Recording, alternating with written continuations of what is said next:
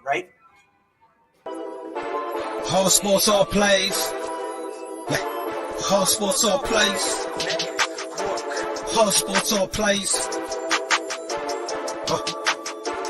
365, we making a plays. You talking the game, get you to the days. We're high in the court, the dime in the lane. Variety topics living the same. All presentation, sports information. Hitting the airways, taking the nation. Sport all plays, like working your faces. Grace at the field, so tie the laces. Whole sports all plays.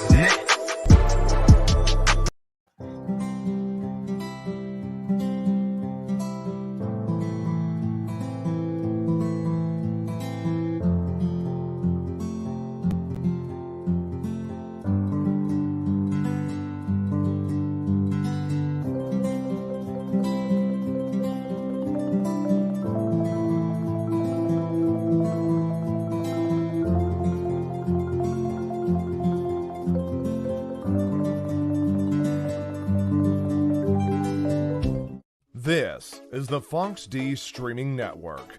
Register to come on our channel at foxdnetwork.com. What's going on, everyone? This your boy Freddie Henderson. I'm in the house. This is Real Talk. We got a different crew tonight. Dude Jay Ness. He's out there not feeling good today. He's wishing he can come on the show because we got the coach. What's going on, coach? Hey, not much, chilling. Glad to be back and glad to debate and talk some sports, man. Hey, there you go. There you go. And if you guys don't know who Coach Hey! Mike Happy, he's at the Bulls game tonight. I hope the Bulls get washed by 30. You got to go home crying, Mike. Nosebleeds, too. Oh, man, you're going to do my dude like that. Hey, he's out there. What's up, Mike? I'm good. If you guys don't know who Coach Kam is, Coach Kam was a member of the ASAP Network. Coach, tell everybody what you're doing nowadays. Hey, man, still got, time out with Coach Kam. Also, doing Life in the Jungle, as far as, Bengals talk every Monday. Unfortunately, I couldn't be with the network because, I coach basketball as well, and we start Friday. So excited about that. JV varsity assistant at a very good school here at Summit Country Day. So excited about the season and excited to talk some sports, though. Yeah, sure. Right next. Your skin ain't itching, bro, with that jersey on? Oh, no. It feels real good right now. It's feeling real good. I had to represent. And right next to me, we got my dude, Pride. What's going on, Pride? I'm just here, like I say always. I'm trying to get somebody mad. That's my life goal. Well, if I leave here and somebody yelled at me, I done good, Freddie. I done good. Well, just as long as you don't come nothing crazy, we all good. And then Trayvon, what's going on, my brother? What's good? How's everyone doing out there? All right, we're doing good. Bishop, what's going on, bro? What's good, Freddie, man? How y'all doing this evening, man? It's a great day on this Thursday, man. It's pre-Friday. You know what I'm saying? We almost into the weekend, so it's good. So that means you know what it is. It's college game tonight, NFL tonight, college Saturday, NFL Sunday. Let's get it, man. Let's go. There you go. Let's start off with some hot takes. Coach Kam, give us a hot take. Oh, man. Start out with me, huh? Well, I wasn't going to do it. But, like I said, I'm feeling good. I'm feeling good about my team. Obviously, I got it on. Cincinnati Bengals. We whooped Baltimore 41-17 at their place. I'm here to say right now, letting you know that not only will we win the AFC North, we are going to sweep the AFC North this season. Say word. That's a whole prediction right there, bro. Yes, Big Ben is done. We're going to beat them for the second time in our place. And then Baltimore got to come to our place again. I feel like we can win. I mean, honestly, Baltimore did nothing to scare the Cincinnati Bengals on offense or defense. And then you look at Cleveland Browns. Right now, they're beat up. And Baker Mayfield, I feel like he holds them back tremendously. So I look at that. I feel like there's going to be a new king in the AFC North. And that's going to be the Cincinnati Bengals. Okay. Bishop, give us a hot take for the NFL. Man, so my hot take is, man, I'm gonna tell y'all right now, man. Since my man right there, coach, gave y'all a bold prediction. Hey, I'm going ahead and hit y'all with this, man. So my beloved Philadelphia Eagles, right? Don't hurt yourself now. Don't do Man, from here on out, hot take. Here on out, the Eagles gonna win out. They're gonna win out. Jalen Hurts gonna figure it out. Serrani's gonna either they gonna boot him, or he gonna figure out how to get the run game going. Even though I know we lost our running back, I know Miles Sanders is out for a little bit. I get it, but we still gonna figure it out. We're gonna win. We're gonna go ahead and win out the rest of the season, man, and still make the playoffs. Watch. All right, Pride, go ahead and give us a hot take. Wait, Freddie, why you gotta say it like that though? It's like because here's the thing.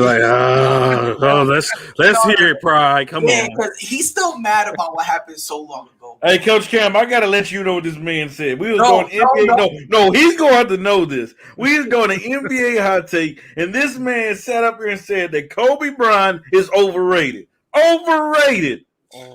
I'm not wasting my time. I'm not gonna dive into it. I'm not at all. I'm not gonna fall into the trap.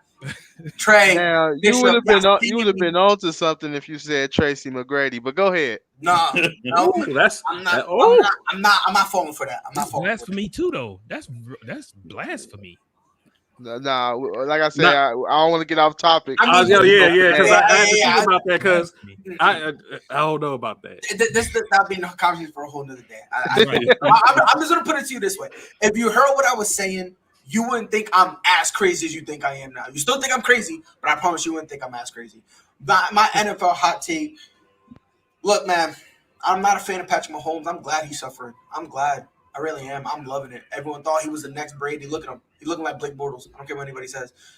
They gonna get mollywopped by the Giants. I'm not even I'm gonna say one more time. I rubbed my eyes for a second, and all of a sudden he grew a beard because I thought that was Blake Bortles. I don't want to hear no nonsense. Anyway, Bishop, let me finish. Bishop, like you're a Freddie 2.0. Let me breathe, yo. Let me have my opinion, dog. Bro, you just went way left with that one though.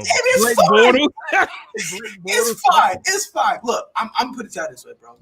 Right now, how the Chiefs is looking, they're not looking so hot. And I don't think this is something that they can just all of a sudden flip back to. That defense is horrendous. And honestly, I think now it's to the point where unless this is like a top 20 defense, I don't think this offense can bail them out because now you're seeing Patrick Mahomes doing extra stuff that, frankly, he wouldn't usually do, but now he's basically playing how Carson Wentz was playing a few years back, where every single throw got to be a touchdown. He wants every single thing to be a home run hit, and it's not working out. It's holding up. Right now, it's kind of their defense is hampering them. So I'm telling you right now, Giants going to stop them, bro. I'm telling you, bro. I'm talking about, Danny Dimes, the greatest quarterback in the history of the NFL, he dropping a 40 bomb. You heard it here first. And I'm not even a Giants fan. He about to slice him down. Danny Dimes about to look like a franchise QB by the time he's done with the Kansas City Chiefs. You heard it here. Right. I'm a Giants fan, and I'm hoping that happens. No, you're not. But that ain't going to happen. What you mean I'm not? I am a Giants fan. No, you're not. If you don't believe in Danny Dimes, you're not a Giants fan. Nope. No, I believe in the truth. The truth shall set you free. But look, man, all jokes aside, I think the Giants have it. I think it's going to be comfortable. The Chiefs are as down bad as they're going to be, and especially with the dominant Giants win they just had, I think their momentum riding high. I don't know, bro. Call me crazy until it happens, and all of a sudden you're going to call me a visionary. You're going to call me Mystic Mac because I predict these things. Go ahead.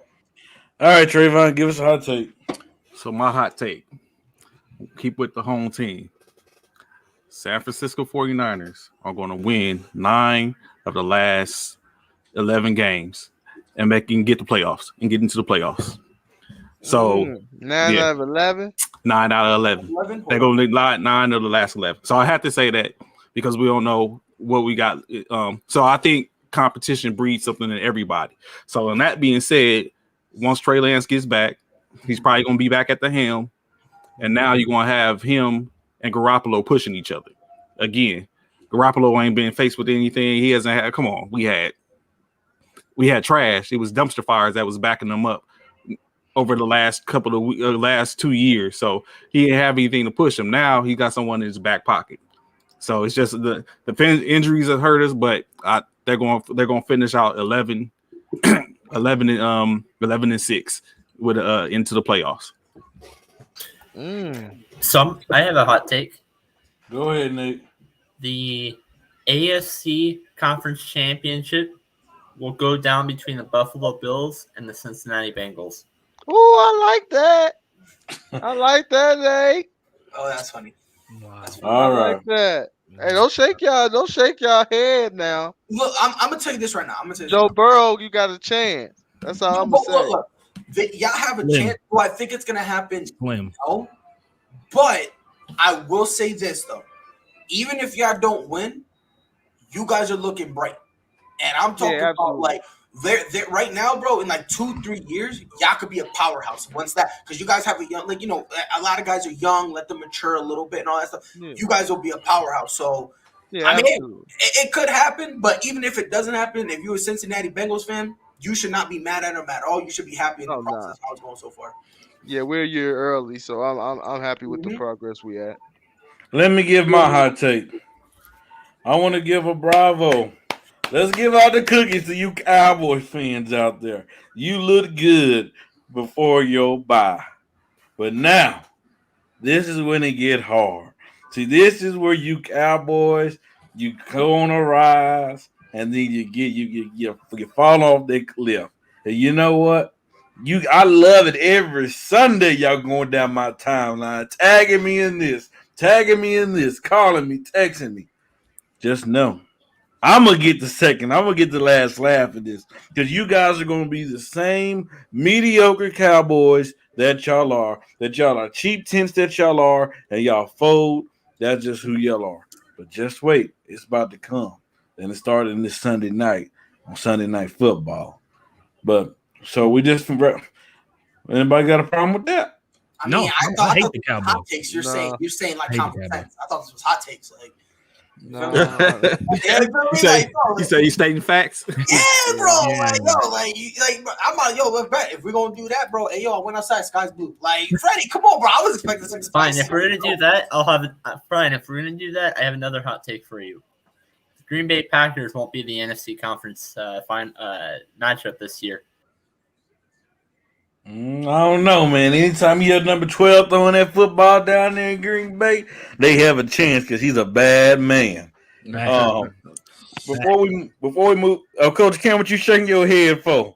Aaron Rodgers is good. You know, no, he's not good. Change your vocabulary. So he's a bad man. Not just good. Man, look. Joe Burrow is good. Joe Burrow is good.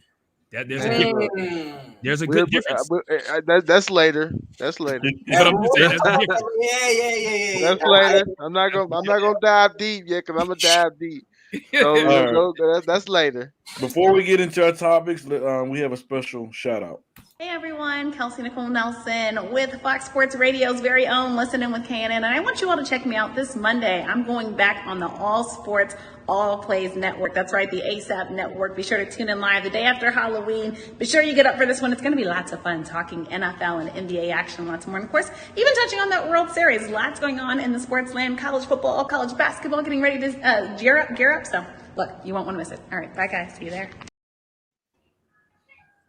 Make sure you tune in. We'll talk on this coming Monday. We will have Miss Kelsey Nicole Nelson back on the show on the set, and hopefully we'll have the original cast of Real Talk on that way as well. All right, so right now we have Thursday Night Football. We have Green Bay Packers and the Cardinals. The last time I looked, it was 7-7, unless something changed. But hey, man, is the Cardinals really the best team in the NFL? Bishop, we'll let you take the first shot at this one. I'm glad you did that, Freddie. I'm glad you let me go first. And the answer to that question is no. They're not. They're so close to being the best team in the NFL. Right now, the best team in the NFL, and I understand the Cardinals are 7-0. Got it. They're the only undefeated team in the NFL currently. Currently. But Tampa Bay Buccaneers are the best team in the NFL right now, without question. Mind you, Y'all know Kyla Murray, OU. Y'all see it in the background, former Sooner. That boy is that y'all. Everybody want to say, Rodgers is a bad man, but I'm right. I'm here to tell y'all, Kyla Murray. People sleep on that dude. He 5'10" or not. That dude throw the ball like he's 6'7". He's a beast, and he has one of the best wide receivers in the league. And then just added Zach Ertz as a tight end. Them boys is gonna be dangerous. I'm telling you, them boys is going to be dangerous. They coming out of the NFC. I'm telling you that now, without question. But no, they are not. I'm going to go with the 6-1 Tampa Bay Buccaneers as the best team in the NFL. Bishop, hold on. How you just got on here and just said, Tampa Bay is the best team in the team, but you just said the Cardinals are coming out the NFC. Listen, listen. I got you. I understand that. That doesn't mean that the you didn't say who was coming out there. You said who was the best team. I'm saying that the Cardinals will, when it's all said and done, they will end up beating Tampa Bay. I get what he's saying.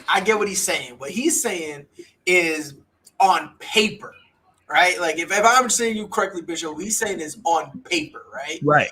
You know what I mean? Like for instance, last year in the NBA playoffs, on paper the Nets were a better team. Absolutely. Right? But the Bucks went through. So I think that's a bad comparison right there. Very bad. How's it a bad comparison? And before because Kevin Durant was a shoe size too big from sending the Bucks home. That was a horrible comparison. So let me ask you a question. And James Harden and Kyrie Irving was hurt. So carry on. Does it matter, bro? Even without them, they matter. Still do it. Even without them, they still said the Nets could still do it. Freddie, by paper, though, like he said, like yeah. I'm with Pride. Like he said, by paper, before all the injuries and stuff, they were the team to win the whole thing. To win the whole thing prior to injuries, all of that. They were the team to beat. So that's why I'm assuming I'm looking at you correctly, like because you're saying on paper, not really who's coming out. You're talking about okay. So on paper, I get what you're saying, but for me, I'm going Buffalo Bills because they got a top 5 defense and a top 5 offense. You know, they got a stud. You know what I mean? They got a stud. The only weakness they have really is that they don't have a running game. But I'm about to say, you know what I mean? At the end of the day, they've kind of showed so far that they don't really need a running game. Like they're kind of like the bizarre world of Baltimore. How can you say they're the best team though if they don't have a running game? Because if they don't have a running game, because what they're doing outside of that, like you don't have a running game, you're still having success, you're still dominating, you're still doing your thing. So to me, I honestly I don't think they have a bad run game at all. I just think they don't utilize it. I think they look at it and they say there's no need for us to utilize it. Now, I disagree with that philosophy because especially in the red zone, you're going to need to run the ball because you know what I mean? Like throwing the ball 3 times. I don't agree with it, but based on how they're playing, I mean, it's working out for them. Again, they're a top 5 offense and a top 5 defense. I mean, like Josh Allen is a legitimate stud. Like everything he does, I like. And, you know, I mean, personally, I got them as the best.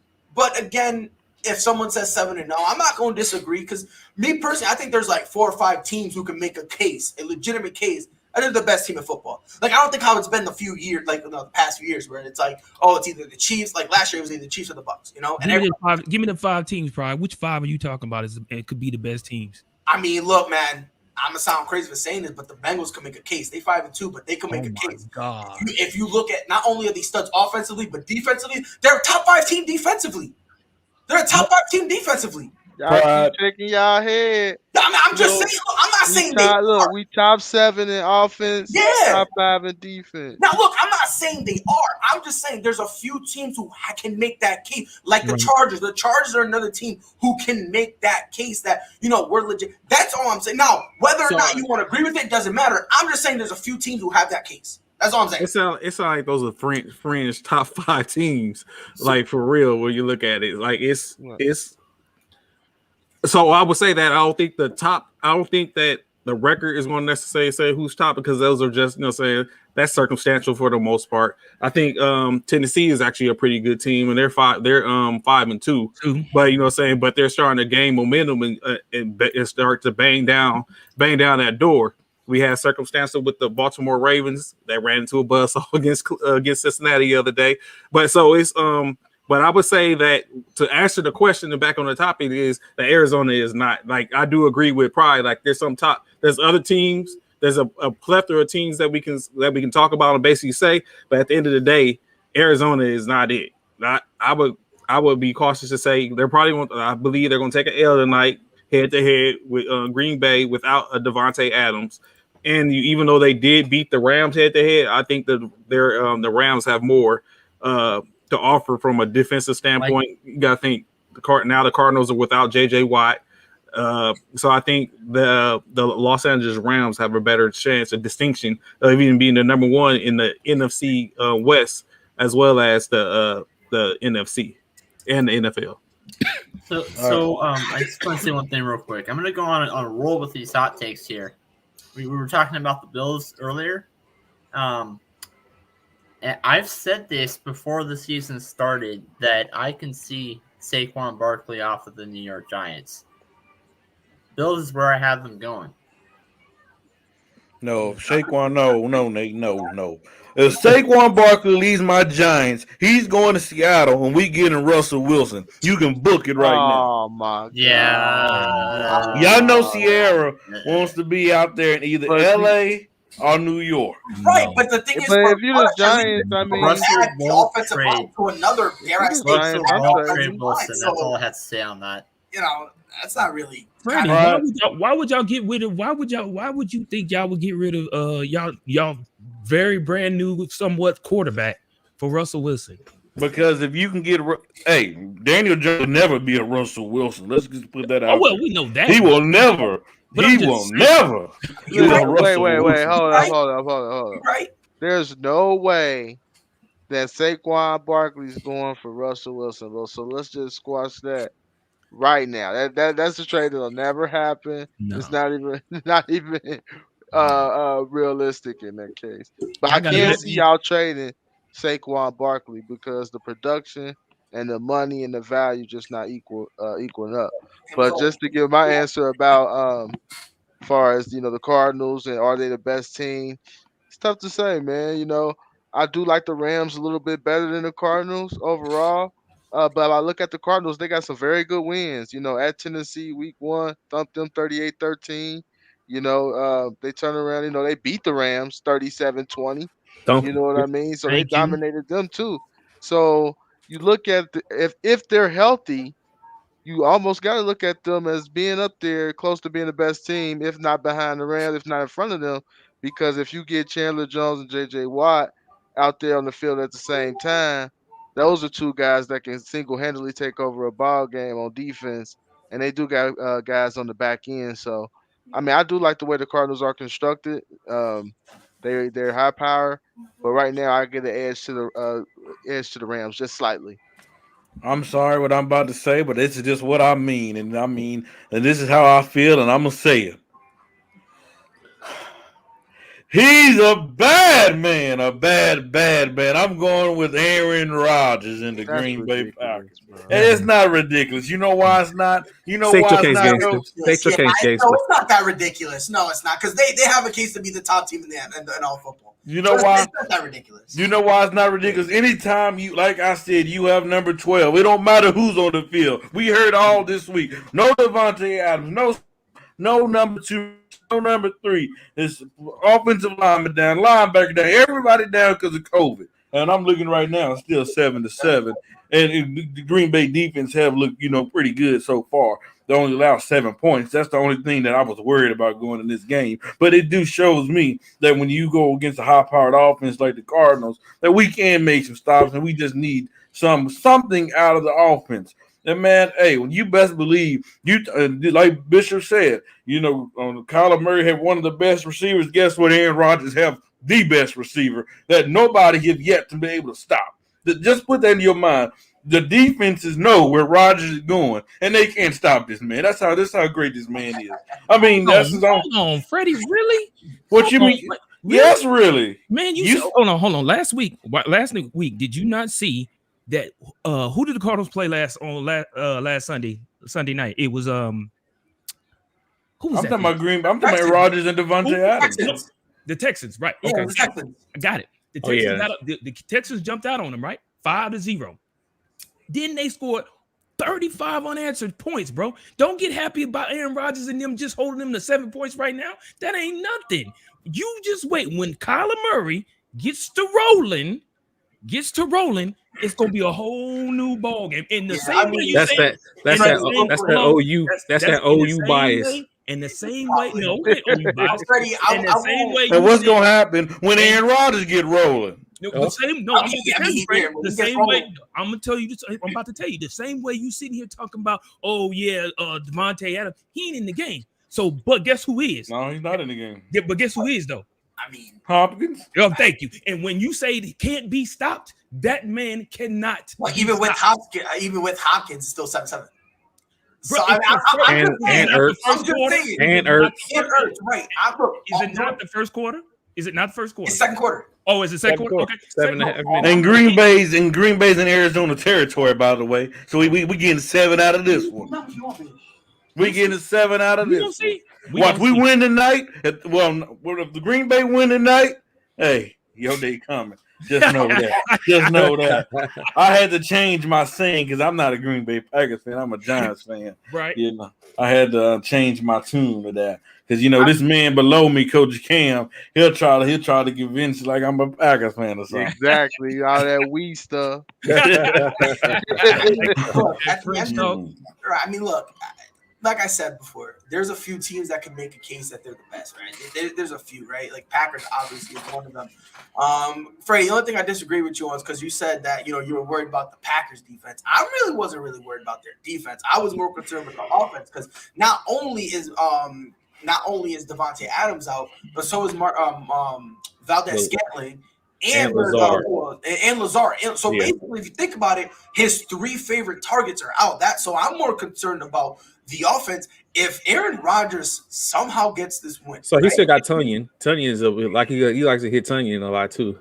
Yeah, but he's still not the top 3 favorite of his. Look, all I'm saying, if Aaron Rodgers wins, I don't know, man. If he wins this game and it's not a poo-poo game, like he actually balls out, we might have to put him in the MVP conversation because he's kind of been like people ever since that first game. People kind of automatically eliminated him, and I'm just like, if they end up getting this win, maybe he's in that conversation. That's all I'm saying. There's no maybe. He need to be in the conversation because you can't be. He's not a bad man no more. He's a bad man. You got to put 2 of them on there. God, Lord. Teach their own. Okay, so let me ask you this, Freddie. Let me say this. So if he's a bad man, what is Kyla Murray? No. He's a bad man. If he's too bad, man. If he's a bad boy. Yeah, he's a bad man. Yeah, he's bad. I mean, he ain't no Aaron Rodgers. He ain't no. I mean, he's right under Russell Wilson. He ain't got a Russell Wilson level yet. I mean, let's pump the brakes just a touch. Only because he ain't been in the league long enough yet. Right? Yeah. Yep. We got to keep moving. We got to stack some years together. That's the only reason. I was about to say that. Like, it's not like the reason he's not there yet isn't because he's not producing. It's just he hasn't put enough time in. Yeah, so exactly. I just I want to make sure you agree with us, Freddie. Because Kyler Murray is trash. I'm gonna have to jump in here. No, I didn't say it's trash, but he ain't on Russell Wilson level. Let's be honest. I mean, we talking about a Super Bowl quarterback. I think it's time to put Russell Wilson in the conversation of Rodgers and Brady. If you ask me, talking about talent wise.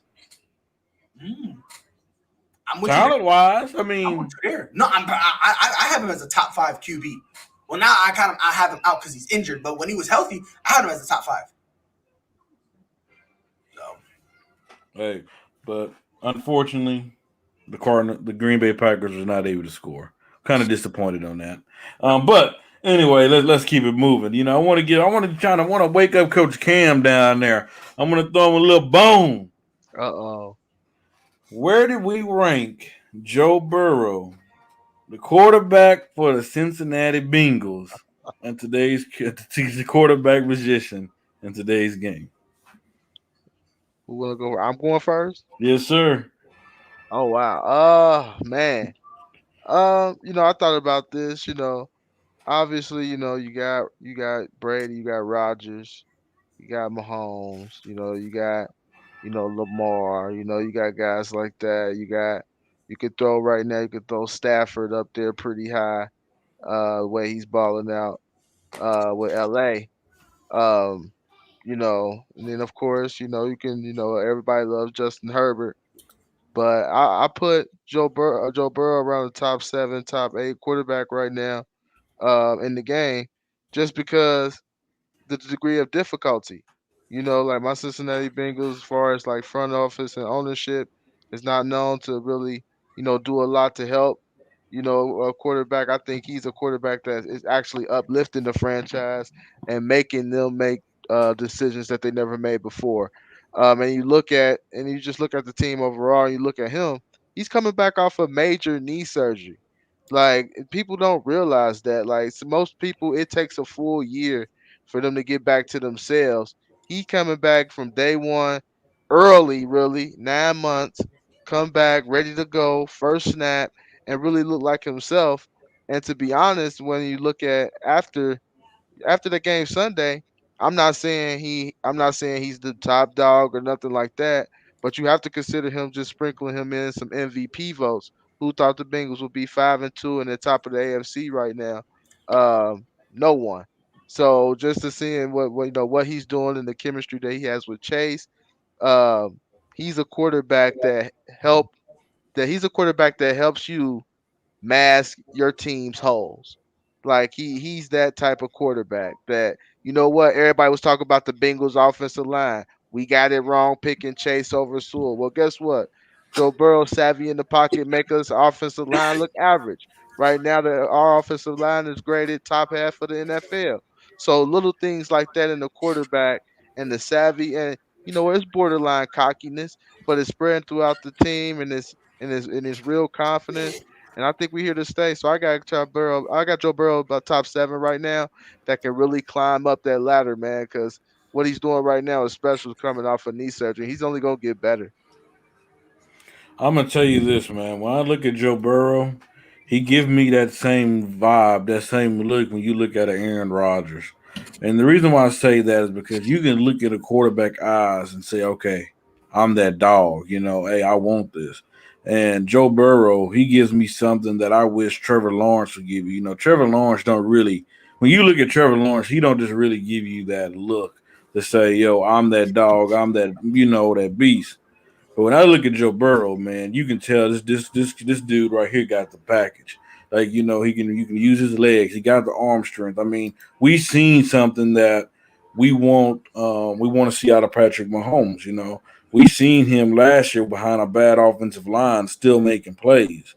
But you looking this year, like Coach said, he sees we with a team that has finally made some improvements. Start focusing on a lot of things. They worked on the offensive line, and you can definitely see that more of him step up and play. So to me, I got him around that 6-7 spot as well, because nobody going into the season, nobody had the Bengals being in the position they are. Nobody was talking about the Bengals being that high. It has to be because of Joe Burrow, and he's living up to expectations, and he's going to be that dude. Like I said, I could just look at his eyes and say this dude is a dog. And one thing about a quarterback, before I let y'all go, one thing I know about like a quarterback, if I know they special, you can't trick them twice. Last year at Baltimore, they beat us 27-3, and Joe Burrow was embarrassed, and he said, "If when I play Baltimore again, they won't ever do me like that again." And he finally got his chance because he didn't get his chance to play him last year because of a knee injury, but he got to play him this year. What happened? He learned from that mistake. 416 yards, 3 touchdowns, and a 41-17 victory. That's how you know when you got a special quarterback because you can't trick him twice. Yeah, and to go back to that whole special quarterback thing, I mean, and Jamar Chase in that game, jeez. Jamar Chase is he a problem, but Joe Burrow is he's a young kid, right? Like, he's still wet behind the ears when it comes to the NFL. But if you've never watched him before a day in your life, right, and I just showed you random film on him, you wouldn't know. You would assume he's a vet because of how the poise he has in that pocket. That's something you can't teach. And I'd be going on a lot about the intangible. He's got a lot of that stuff, right? And we were talking about last week about how Trayvon Diggs, he kind of does like risks, right? Burrow does the same thing, but they're calculated risks. It's smart. Like he's one. Like it's so bizarre. Like if you watch Homeboy play, it's so weird. It's almost as if he knows what's going. And it's weird how we're talking about a young kid like this, bro. But he plays the game almost kind of how Peyton Manning did, where like he knew he was like, look, I'm gonna try this, I'm gonna try that, and it's almost as if he can kind of see everything. For a young kid, he understands amazingly how to read defenses. Like you said, Coach, this kid doesn't get fooled twice. Like when he makes a mistake, he immediately knows what he did wrong. He immediately goes and he knows, and he doesn't even need it to film him. There were a couple passes against, like, and again, this is just nitpicking, but there were a couple passes against the Ravens last game where he kind of missed with Jamar, and it's kind of like he knew, okay, instead of here, I just move it a little bit upwards, and like next thing you know, the second play hits him with a slant and takes it to the house, and it's like just that kind of those things right there that makes this kid special. I'm with you guys. I have him top 7. I mean, this kid, if he keeps going, and honestly, like me personally, I have him at 6. If you want to have him between 6 and 10, that's fine. But this kid is at worst a top 10 quarterback. Like at absolute worst. Yeah, like if you have him at 11, tear your sheet up. That's it. I'm not talking to you because the way this kid, the way this kid has been playing, the way he's been coming there, like you said, coming back from an ACL injury, and this kid is just. He's almost got 2,000 yards. He's got 17 TDs. He's got a 68% completion percentage. It's like everything you want in a quarterback, you have in him. And they're usually be like, oh yeah, just give him time, give him time. He's one of the rare outliers that you don't really need to give him time. You just put him out there and he's ready to hit the floor. You know what I mean? Like usually you got to put the quarterback out there and you got to let him catch himself and everything. It's almost as if he made all the mistakes a rookie usually makes in his first 4 years. He made all those mistakes in year 1. He did all that, got all that out the way, and he's like, okay, I'm done. Now I'm not playing no more. And now this kid is coming out. He's playing great. I got high expectations for the Bengals going forward into the future, especially with Joe Burrow leading them, because him and Jamar Chase, that tandem in this, and I was one of the guys who thought the Bengals, I didn't think it was stupid to get Jamar Chase, but I was confused. I was like, they should have gotten a lineman. Now I see why they did it, because when they said Joe Burrow wasn't going to get any preseason snaps, that continuity and that chemistry he had with Jamar just magically came back. It took them like not even a game to get back on the same page, and all of a sudden they're off to the races. So 100%, I have him at 6, but if he's without a shadow of a doubt right now, he's a top 10 quarterback. So I'm gonna say this. Don't do it. I'm about to do it. I'm about to do it. Pride. I'm about to do it. Bishop. Pump y'all brakes. Pump y'all brakes on. Please pump y'all brakes on Joe Burrow. Please pump y'all brakes. Y'all right now, y'all giving that dude a whole lot of credit, way more credit than y'all should be giving him right now. Why I say that, and I'm gonna tell you this. This is what, a second season, right? Yeah, second season. Mm-hmm. Does he not? Excuse me. Does he not look any different than what Kyla Murray looked at in his first season? Does he not look any different than Lamar Jackson did in his first 2 seasons? Once they figure out Joe Burrow in probably the next season, or at least the 4th season he's in, you're not going to see the same Joe Burrow. I'm telling y'all this now. Not taking anything, not taking no credit away from him. No, listen. No, I'm not. What I'm saying is, we're giving him too much credit. Now you're taking credit away from him. Listen, I'm gonna let him finish. Go ahead. Listen, what I'm saying is, y'all jumping to conclusions right now. Y'all jumping too early for Joe Burrow. It's too early. I get what you say. I'm not saying he's a bad quarterback. I'm not, because I do believe he has the potential to be even a great quarterback. Actually, I do. But right now, I think it's too soon to say what y'all saying about him right now when it's only his second season. Hold on, baby. When it's only his second season. Watch out. When it's only his second season. So with that being said, I feel like we're jumping the gun with Joe. We're jumping the gun with Joe. For one, he got hurt last year, so we really didn't get to see him finish the season off. Get it? He came back this season after a huge injury, and he's playing well. I give him that. But what I'm saying, he didn't even finish the first season out to even see how well he could be for that first season. So now teams are really still trying to figure out Joe Burrow because he didn't even have a full first season yet. So now we're hoping that he has a full season this year. Not pray to God he don't get hurt, because I don't look forward to anybody getting hurt during the season. But let's calm down on putting him on such a high pedestal right now. I do give him credit in regards to, yes, the biggest thing that they could have done was grabbing Jamar Chase, because that camaraderie between the two of them, that chemistry is unmeasurable. It's unmeasurable. You can see it, like you said, after game 1, 2, 3, they knew, like, you was thinking they right back in Alabama. Like, come on, man. But I give them that wholeheartedly. Give them that. But LSU. LSU. Yeah. LSU. I'm sorry, LSU. So what I will not say, what I will say is, I think we're giving Joe Burrow just a little too much credit right now. That's just me.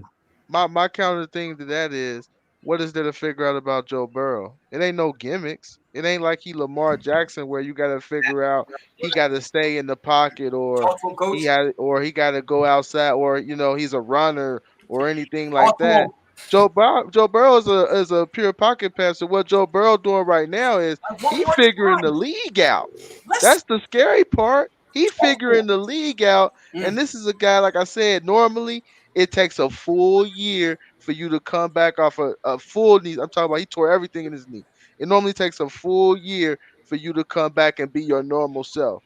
I'm telling you, he's just now beginning to really flourish, and this is where he had a game where he against the Bears, he threw 3 picks. Take away that game, he looking flawless. But you can't take that away, Coach. You can't take the way. No, you can't. No, you can't. But also, let me ask you this, Coach. Whose injury was worse, his or Dak Prescott's? Oh, 100% his. And that's not even close. His is not even close. And he came back in 9 months. Yeah, his was worse than Dak Prescott's. Yes. Yeah. And later in the season. Hold on. Later in the season, he got injured in November. I know. I'm not talking about when it was. I'm talking about whose injury was more crucial or critical. 100%. That's what I'm talking about. I'm not talking about when Joe Burrow. Nah, it was that. No way, bro. Hey, listen. No. Listen. Here's where I understand. Joe Burrow came back in 9 months, but what you got to realize, Joe Burrow is not known for running. He's a pocket passer. So and the thing about Dak is he had 2 surgeries on his knee. I'm sorry, his ankle. Ankle. Yes. He had 2 surgeries on his ankle. So that was like pretty much career ending. Could have been. Now I'm not. Now hold on. ACL tear is the worst thing you could possibly do. No. Yes, it is, because the bone can back 100%. If you do the ACL, there's a chance that it could break and it rejects the cadaver. Not in 2021. ACL is not what that is, and I'm just telling you, because if you go back and you look at people that hurt their ACLs, they 9 to 10 months, they're back. Absolutely. How medical is. The only reason I'm saying Dak is different because that's his ankle, but Dak is known for what? He's a mobile quarterback. Right. Now, I'm not taking anything away from Burrow.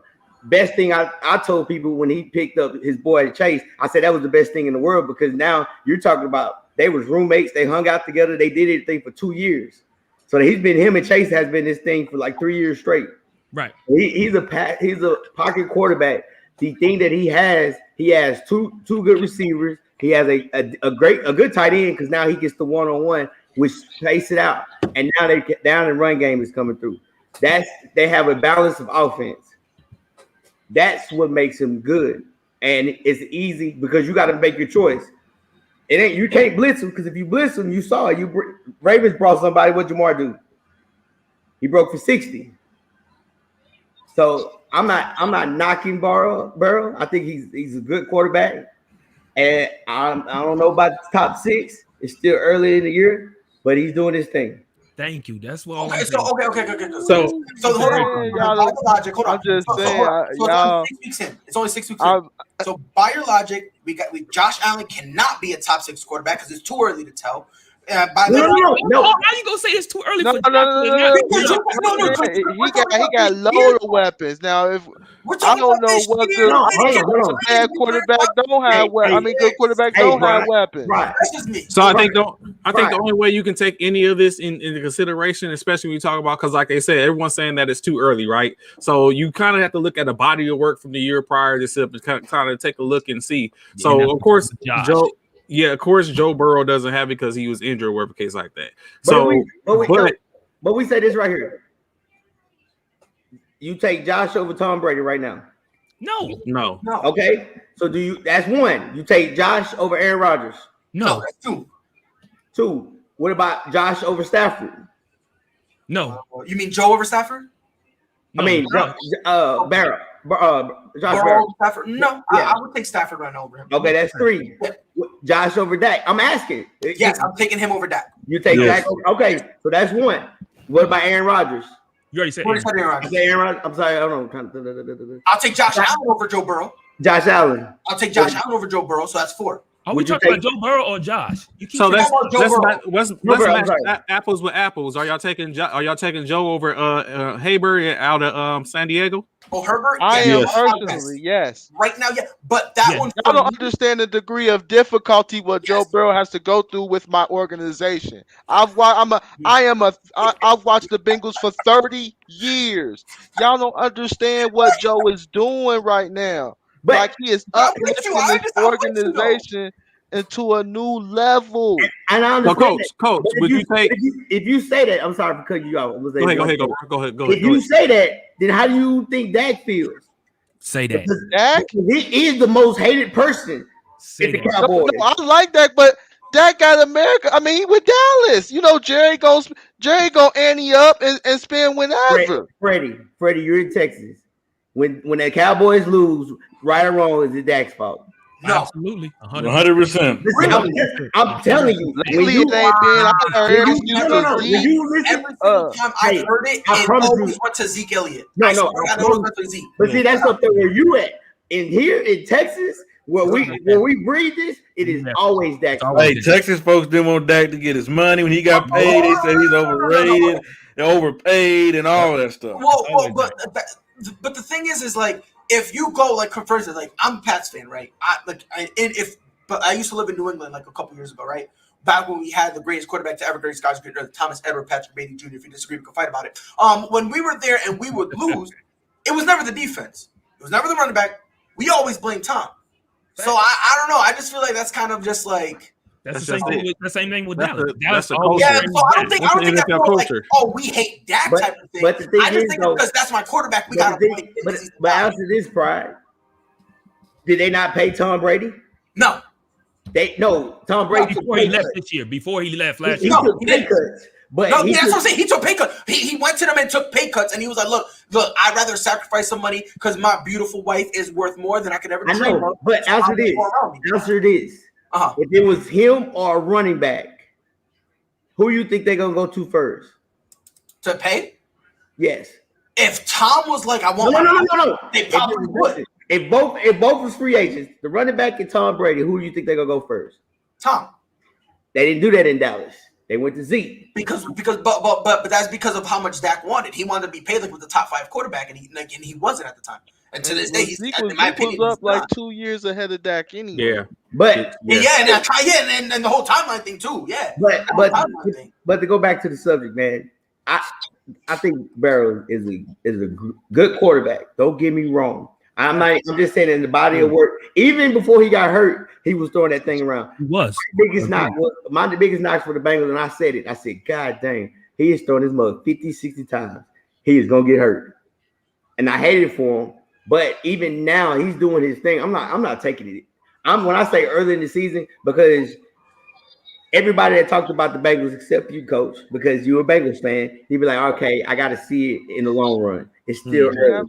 It's still and that's the thing. And now we cautious as Cincinnati fans, though. Don't get it twisted. Yeah, we still like we waiting for something bad to happen. Yeah. Like we still like, okay, we good, but we waiting for like it's like something always bad happen. So we waiting, like we hoping it don't happen, but we still like we pumping the brakes. But Joe Burrow is, for me, between the ears.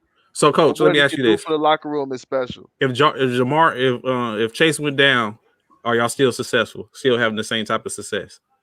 Yes. We come back down a little bit, but I don't think we'll be a terrible team. I mean, Chase gives us that explosiveness, that deep ball threat that what we was missing last year. And when you have a deep ball threat, it helps your offensive line. So yeah, we'll come back down to the pack. I don't think we'll be like 5-2 good, but I think we'll be somewhere around like maybe 4-3, 3-4, one of those like middle of the road type teams without Chase. But see, the thing about it is Burrow is not an athlete, so of course he's got to be strong in head. Man, you can't go through the SEC gauntlet and break records like that. Yeah, was the like he must have some that records. was the greatest offense that ever came through because he knows for a fact I can't run, so I have to be smart. I have to be strong mentally. I have to understand the cover. That's the knock, or say like a Lamar Jackson. Lamar never had to run to learn coverages because he was an athletic guy. Facts. But he's gotten better. Yeah. And I like how he's slowly He can slang that thing. Yeah, he's slowly bringing him along. He's not. he's a just true trying to threat take now. Yeah, the only thing I don't like about the argument you and Bishop is making is just the fact that we need a body of work from last year.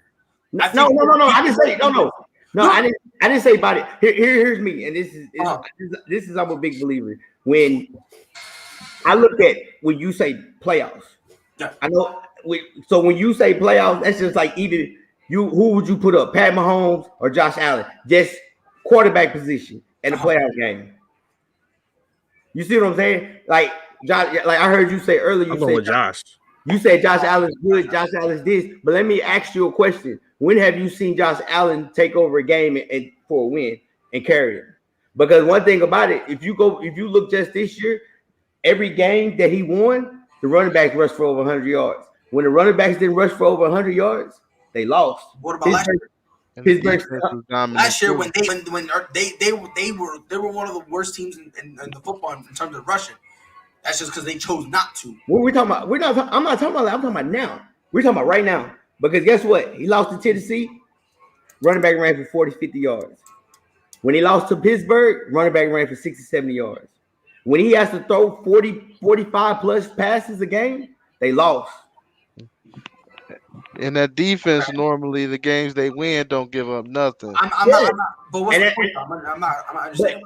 But what I'm saying is, when you see even Burrow, you can say he had a moment in the game. You can say when he played the Packers, he had a moment where he made the drive. They didn't make the field goal. Yep. When have you seen it with Josh Allen? Is what I'm asking. When you see with Pat Mahomes, you've seen it. Hey, Tom Brady, you've seen it when he played against the Cowboys. And vice versa, you've seen it with Dak playing against the Bucs. He drove it down the field to put points up. But when have you seen that defining moment with Josh Allen? But just because you don't have that defining moment doesn't mean you're not a top 5 quarterback. That to me makes absolutely no sense. But then, I get what he's saying, because when you talk about what makes you great, when you talk about top 5 and you talk about top 6, top 7 quarterbacks, you got to pick apart stuff like that. You got to pick apart when the game on the line. Where you coming from? Who would I have? Who gonna take me down the field? That's not fair. But hold on. But that's not fair to Josh Allen. No, that's not fair to Josh Allen, because when he's torching up the defense and they're winning by 4, 5, 6 times, you can't have that definitive moment because he's out here. They're destroying you. How can you have that moment? Pride. Listen to what I just said. When the running back rush, I'm just going off this year. I'm not even talking about last year. Okay. You look at the 2 games they lost. They lost against Pittsburgh. The running back didn't rush for over 100 yards. He threw 46 passes. They lost. When you looked at it when he played against Tennessee, running back didn't rush for 100 yards. They lost. Right, but you can't just say that was because of Josh Allen. All I'm saying is,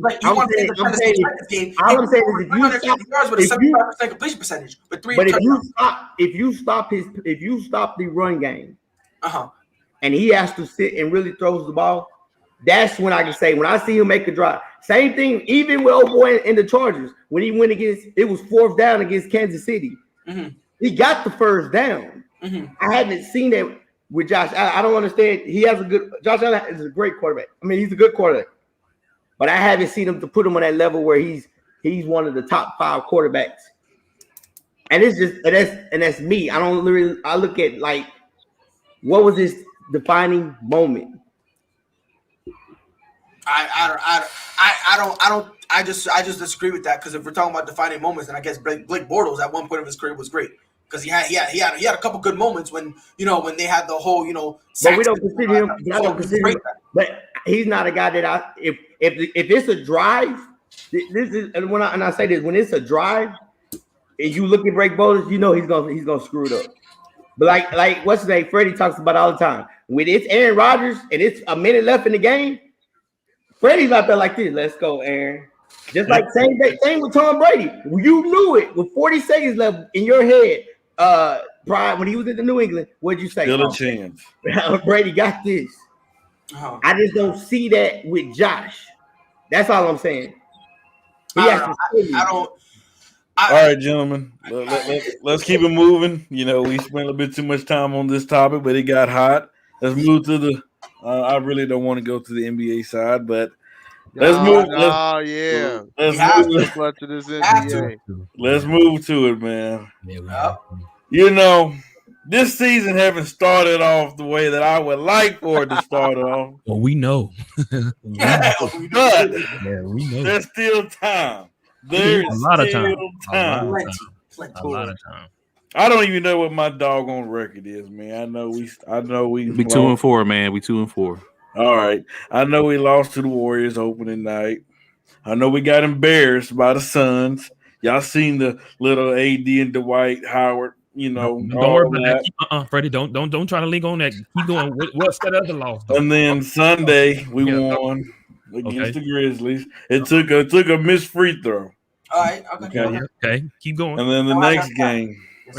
We beat San Antonio. It took us overtime. Okay, we got it. Keep going. That was great. That was great. You guys won, right? Go to the Thunder. And without LeBron, he's got a little ankle soreness. And then Westbrook last night dropped a quadruple double. Yes, sir. 10 turnovers. The lose to probably the worst NBA team this year. Yes, sir. OKC. I'm gonna tell you they real bad because I played with them on 2K. They horrible. The youngest team in NBA as well. Man, this summer the Lakers had opportunity to make a trade for Buddy Hield. Mm-hmm. Yeah. Do you guys think they should have did that instead of pulling the trigger? Let me bless with the trigger and then Westbrook. Yeah, that's not. Let me bless this track right quick. So, I do not think we should have went ahead and picked up Buddy Hield. So what I think is what Westbrook provides for the most part is he provides that second superstar. I'm glad Alana isn't on. She probably say something, but this other superstar, that's someone that can take over when LeBron is out or when KD or when AD is out. So Buddy Hield, I don't see Buddy Hield as that type of superstar or that type of star. I see him as a very probably a top tier complimentary player. I mean, he's going to stroke that thing from the corner or stroke it from where he wants to. He gives outside outside shooting, but I don't think he would have been he would have been complimentary, and that's not what we need because I mean we could have I don't know how much better we could have did for another superstar type player. But that's basically what I think Russ provides for us is someone that can go get it when there's no one else go and get it. And it's still early. Let me tell you this. This is why I disagree with you, Sam or Trey. The reason why I disagree with you, y'all should have got Buddy Hield, and this is why. It's too many superstars in LA. It is not enough balls to pass around for that team. If y'all had Buddy Hield, like you said, he would have been he don't need to be that he don't need to be a Westbrook. He needs to be Buddy Hield. And with Buddy Hield, what he can bring to the table, he's a person that they don't have to necessarily double team. They don't have to do none of that stuff with Buddy Hield. With Westbrook, if Westbrook figures it out, if he figures it out if he does, at some point they're gonna have to double double Westbrook. But with Buddy Hield, he's that person. He's like, in other words, Buddy Hield could be like almost like a Carmelo Anthony on the court though. Carmelo Anthony on the court though. What you have to keep in mind is they're the Lakers. If something comes with that. So, you know what I'm saying? Like, we're not just talking about an Oklahoma team, a Portland Trailblazer. We're talking about the Los Angeles Lakers. What is like that? You know what it means. What does that Come mean? on. It's a certain type of something comes with having to be a Laker. Like you can't just bring anyone. You can't bring anyone into LA. That's what it is. Bro, Like that's what. Like a couple years ago when Braun was bringing like Lance Stevenson and Michael Beasley. What do you mean you can't bring in anybody? What are you talking about? Again, as I'm saying, like so yes, we are. Stop. We sit up and take, but we swing for the fences. Anything in LA is swing for the fences, from the Dodgers to the Los Angeles Lakers. Listen here. I get that. Hold on, Prod. Hold on. And here come Freddie with this nonsense too. Stop. No, give him a minute. He need a vet. He need a vet. Give him a minute. Go ahead, Freddie. I want something real quick to get into my whole spiel. LeBron James, I bet not hear anything if we lose at the end of the season, because you had the choice. Rob Pelinka brought Buddy Hield to you, said, hey, I have somebody that in your career, you normally like those three-point shooters throughout your career, and we have a pretty elite three-point shooter that we can put beside you and Anthony Davis. The last second of the moment, Russell Westbrook came available. You chose Russ. Okay. So you have some big responsibilities on your shoulders. Thanks. But I will say this. It's going to be hard, man. It is. It really is. I mean, I'm not talking about the games with Russ and AD. They'll figure that out. It's the combination of Russ, Bron, and AD. Say that. Because it becomes a problem when Russ is not being Russ on the court. When he's turning around, passing the ball to Bron. And Russ is at that point just like, and he's not no shooter. Like, Freddie, what's the difference in Russ, KD, and Harden when they was in Oklahoma City? Like, it's no different. That's why they never won a championship. That's a whole lot different. That is a big difference. That's a big difference. Harden was coming off the bench, and he wasn't the guy that we saw him in Houston.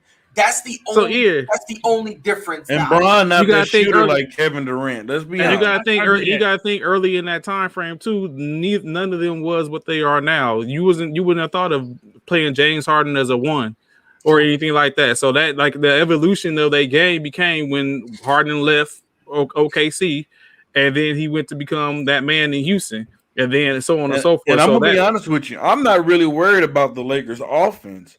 We are horrible on defense. When you have a defensive-minded coach in Frank Vogel, and we're like ranked 25 on the defensive end, that is horrible. Horrible. Look, this is the thing. This is the thing. And I'll be quick with it. Soon as the trade happened, I said this is going to be a nightmare for multiple reasons. Basketball right now is about spacing. Russell Westbrook did not provide you spacing. Now, LeBron needs spacing to drive to the hole and work the mid-range area. AD preferably wants to work the low block, the mid-range area. Mm-hmm. Where Russ want to be, mid-range area. He doesn't create space for LeBron and AD. So therefore, what is he trying to do? Shoot three-pointers. That's not his game. And also with Russell Westbrook, you can't win big with him. You can win a lot of regular season games. You can win a playoff series, but you can't win big with Russ, because when the stakes get high the most, he plays the craziest ball he ever done. He lets people like Ricky Rubio get in his head and get in one-on-one battles. Like, when the stakes the highest, you can't depend on Russ. You can't trust Russ. It's just that simple. We've seen it happen in playoff series and in big moments over and over again. So we have also seen Russ turn up as well. So one of the things I greatly believe, right, is that don't equal the wins. But okay, so one of the things I greatly believe is that you have to, in order for some of that to happen, especially in LA now, there has to be a deferment. Like, someone has to be like, okay, go get it, or let you go get it. Russ hasn't had those. He didn't have to worry about that in the OKC because he was that person. So he didn't have to worry about that. But now that he's in LA, I don't. So it's going to be dependent on what Vogel has. Like, someone that, like, again, chemistry. It's going to take chemistry. We only 6 games into an 82 game season. Yeah, it's early. So the chemistry is going. So in that chemistry means, hey, find your place within this offense, and so that's what's going to end up having to happen. Which I get that, but who gonna defer? Hey, can I ask you this, Freddie? Go ahead. Who was on the team last year is on the team this year? The Lakers. LeBron, Russ, and THT. No, who? Russ wasn't there. Not Russ. LeBron, AD, and THT. Okay, you got 3 people. So you got a whole new team. 4 games in. Vogel, that's the thing. Vogel's trying to figure out who matches with each other. And guys, I was saying they lost to OKC. Yeah, they did. Russ did what he did. But guys, I mean, if the playoffs was started today, they're playing in the play-in game. So they still got a chance. Like, it's early, and understand something. One thing about LeBron, he's been in this situation before. He did the same thing when he went down there with Miami, when he had the conversation with D-Wade, and D-Wade said, hey, you lead us. One thing that having Russ is, by having Russ, like my man, like Coach said down there, you need him for games. So guess what? LeBron don't have to play as many minutes early.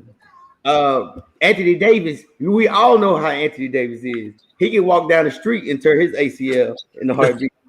Hey, exactly. That's what I'm saying. They need someone to go get it when they and that's the thing. What they need, and over time, there's gonna be a moment.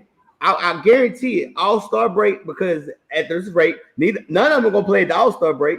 They gonna be at the crib together, sipping their wine, smoking a cigar, and say, "Hey, this is what we need to do. Hey, this is how we got to figure it out." Mm-hmm. It's still you're not trying to win the championship the first season. Yeah. No, I get that wholeheartedly. But what are you going to do with? Because all I'm hearing is Russ. We need Russ for when one of them get injured. Okay, so if they stay healthy, then what? The piece don't fit.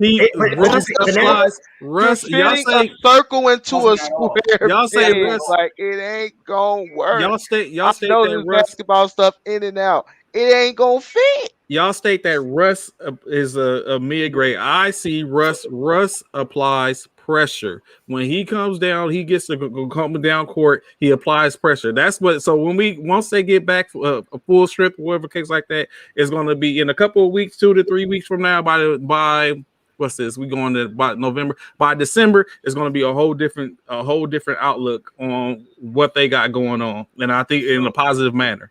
So the question was pressure. So shooting 6 for 23. Like, yeah, and exactly, and that's the part that really blows my mind. Y'all expecting all of a sudden Russ to be a 3-point shooter this late? No, I'm not saying. I'm not even talking about. No. I'm not. Like this does not fit in any way, shape, or form, offensively and also defensively. Because, like Freddie said, that's their biggest problem. Like this team right now, I'm sorry to say, this team cannot consistently go out there and drop 122 while giving up 115 and thinking they're gonna win. Like that's just not how it. That's not how it is.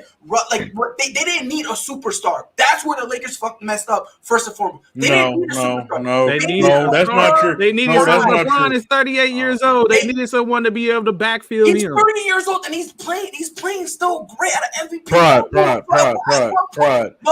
Calm down. They needed a third guy who could fit. Buddy, look at Fred look like he had a baby. Go ahead. It's not. No, I'm gonna tell you about LA. But tell me what you want, Freddie. The difference between LA and Boston is we have all the stars. This is what we do. That's what I'm saying. That's what I said earlier. There is a possibility, Freddie. It gotta fit. I understand that.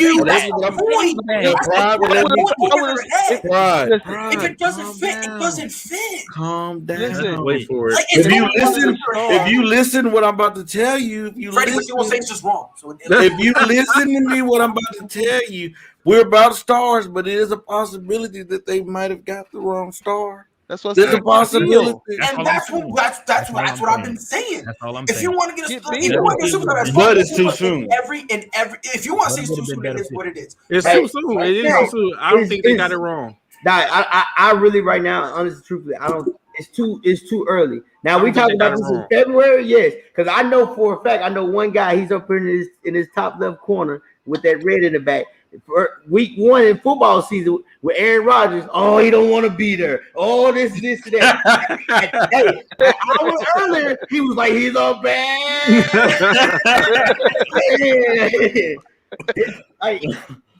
I'm just saying, man.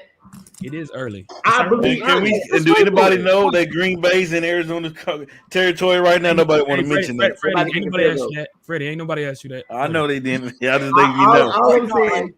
All I'm saying, we say this, but let's see. Because then now I'm this one of those things I respect. Hold on, keep your thought. But just answer the question in regards to: do you think they should got Buddy Hield instead of Westbrook though? It's too early to tell. Do I think that I probably would have took Westbrook.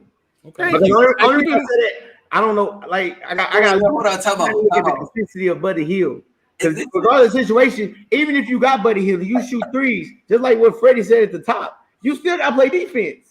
And then keep in mind, at some point we talk about Buddy. They was looking at probably taking DeMar DeRozan over Buddy as well. And I would have been. That would have been a better pick. I would think DeMar DeRozan was a better fit here. That was a better fit. I just think it's funny. You guys brought in Russell Westbrook to be that guy. I agree with that. Like DeMar ain't no punk, but nah, bro, nah. But Trey, there's a piece missing for me, right? You guys brought in Russell Westbrook to be that guy in case LeBron or AD gets injured. Did we forget? No, that's not what he brought him in. That's not why he brought him in. But that's what he can do. So why did y'all bring him in then? Yeah, why? Okay, because we need. If you be quiet and I can answer the question, you keep saying why? I can't answer the question. Well, you're not answering the question, so what am I supposed to do? Wait for you. We brought Russell Westbrook in here. I tried not to come on this show yelling. I tried not to. I tried to go a whole episode of being calm, but you won't let me, Pride. We brought Russell Westbrook because we want a consistent third guy. We had our third guy last year was Kyle Kuzma. We didn't know one night he'd give us 20, the other night he'll give us 2. We wanted a third consistent guy. Bishop, Coach, let me ask y'all a question. Because listen, man, if I'm bugging, I'm bugging. It is what it is. If I gotta go in the sing sound, it is what it is. When has Russell Westbrook ever been consistent? The man that got 3 straight seasons of triple doubles. How do you do that? Hey, Brian. He's been the only dude. Like if you just give him the ball, if he's the only option, if it's Russ or bust, then yes, he wasn't the only option last year. All last year he spent bouncing around between 2 teams, and he still became a triple double. They still play in the playoffs. Yes. You know what I will say. Russ will give you consistency because he's gonna play hard every night. And sometimes it's a double-edged sword. Sometimes he plays so hard. Yeah, you won't get what you get. You know what I mean? You get the other end of the stick with Russ too.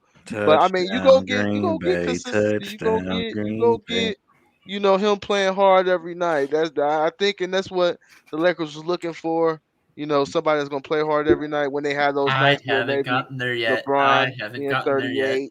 That type of thing. But hey, I just think it was a bad fit. Bishop. He's a bad man. He's a bad man. Yeah, he puts the respect on that man's name. The Green Bay Packers got the ball in the red zone. They should have scored. So, that's some team that wouldn't score. So you get that man his respect. I mean, I get it. I get it, Bishop. But you can't poo-poo on that. They still say, I understand they were the red zone, bro. Hey, gentlemen, last topic of the night. I really want to hear what Coach Kam got to say about this. I know we've talked about it, but Coach Kam, I seen if you need to add this man as a friend on Facebook. This dude be shooting out hot takes. This man be going on rants. This man be going off. I just want to hear what he say because, hey, when Coach Kam speaks, you listen. Cam. Man, what's up with this Kyrie Irving situation, man? Like, hey, I know you got some inside information, but don't spill the beans. But just kind of, It's like first, I was like, because Kyrie is just kind of off the handle sometimes. So at first, I'm like, I'm not sure what his motive is, because he said, he's not necessarily, against the vaccine. But he come out and say that he's for the common folks. He's not for people having to take the the vaccine, to keep their jobs or because everybody's not fortunate enough like him to have millions of dollars stacked up and be able to choose whether or not to. And at first I'm like, man, he's just blowing smoke. You know what I mean? But I really do think he's doing it for a purpose. People and it's people that's not NBA. I get it. They're not necessarily making you do it. But I am here to say, like, there are organizations that are mandating this rule, regardless if the NBA is or not. And it's to not only the players, but as you talk about concession stand workers, you're talking about the small man, the average person, the average Joe that are having to make decisions. People that have pre-existing health conditions that say, hey, I can't take this vaccine because this may happen to me. And they're saying, well, take it or lose your job. And that's tough when you're talking about an average person that's got to make a living. Now you're telling them that, hey, that, they could possibly, uh, you know, have health issues by taking this vaccine and it doesn't matter.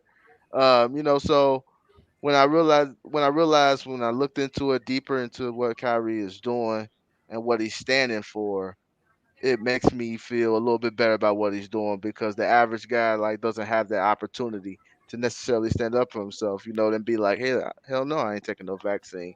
Some of them have to make sure they put food on the table. We're not, not as luxurious as Kyrie Irving or others that can make that decision. So I understand employers can make the decision they want to, but when I feel like when there's things that um, when you have pre-existing health conditions and they show you that the vaccine could backfire against you, and that's still not being considered, uh, that's tough. That's not treating you human as that But point. this is the thing, though. This is the thing, though, Coach. In regards to that, what with what you just said, military personnel do it all the time. Mm-hmm. You signed up for this. You signed up to be an NBA player. You signed up. So when you sign up, it's just like being in the military. When you sign up to be in the armed forces, you have to do certain things that you don't want to do.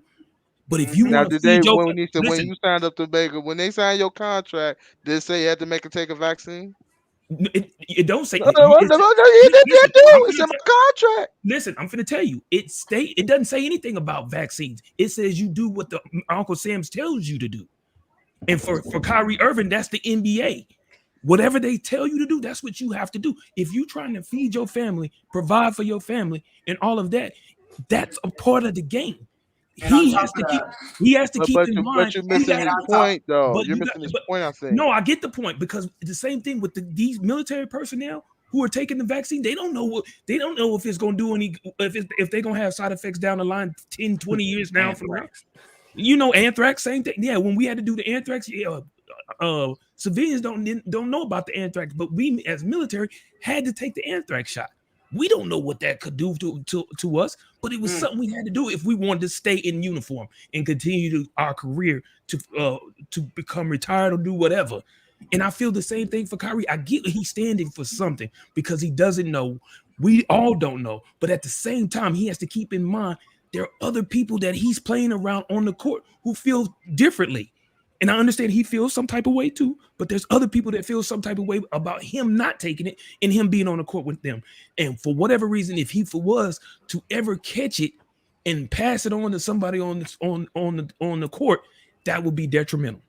Yeah, I mean, remember what happened with Rudy Gobert when he first brought it? He was public enemy number one. Don't forget, Donovan Mitchell almost demanded a trade to get up out of there. That's something people tend to forget. And another thing people forget: this is not the NBA saying you have to do it.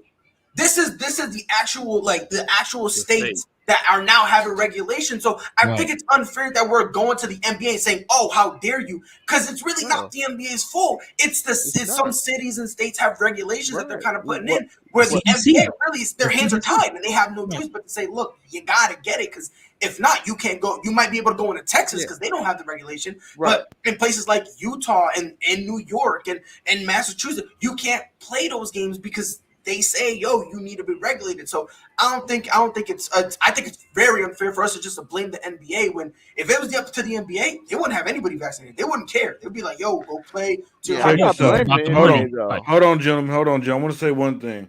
I want to make sure everybody know that nobody on this panel is trying to say, Kyrie, we're not trying to convince anybody to take no shot. Because you have the right to do whatever you want to do with your body. First of all. But I want to say this, and Coach Kam, I understand 100% what you're saying, okay? And I like that, I believe in that, But all I'm saying is I'm looking at it as a basketball and a basketball mind, okay? To me, he's just coming off selfish because every time you hear athletes, they say they no matter what they're gonna do what's better, the best for the team. They're gonna sacrifice for the team. Well, Kyrie Irving, you're in this situation. You're in Brooklyn. There's been a problem with you for the last 2 to 3 years. Since you left Cleveland, it's always been a problem. No matter where, like once you left, when Boston, there's a problem. When you came to Brooklyn, there's a problem. Last year, you taking your breaks during this. Nobody knew where you was at. That was a problem. You coming out saying that you don't need a head coach. That was a problem. And now this is, if I'm Kevin Durant, I'm like, bro, because let's be honest, Brooklyn didn't want Kyrie. It was because of Kevin Durant's reason why Kyrie's in Brooklyn. And for you to wasn't Kyrie there before Kevin?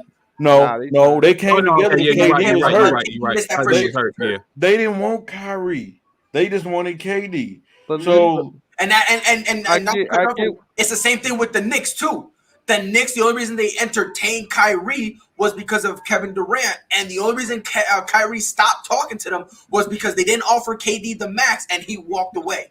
So I would agree with Coach on the back end of this conversation. So initially, I would agree with Freddie, but when you think about it, Kyrie is always. If you think about over the last couple of years, Kyrie has been oppositional and stood his ground outside of the status quo on just about anything that there is for them. I don't know if it's by design to bring attention. So like Coach was just saying, when you sit back and look at it, the reasoning for him doing it is, is based upon what he believes. He believes he's done. I think he's been very straightforward in giving support for the WNBA and the money that the women are getting. Nice, bro. But guess what? You can chew bubble gum and walk at the same time. No, you get paid to play basketball.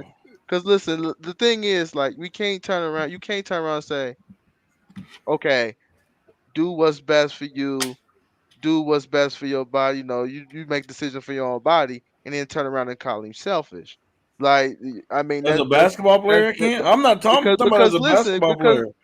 Because listen, at the end of the day, he's fighting for something bigger. Now, what I will say is this.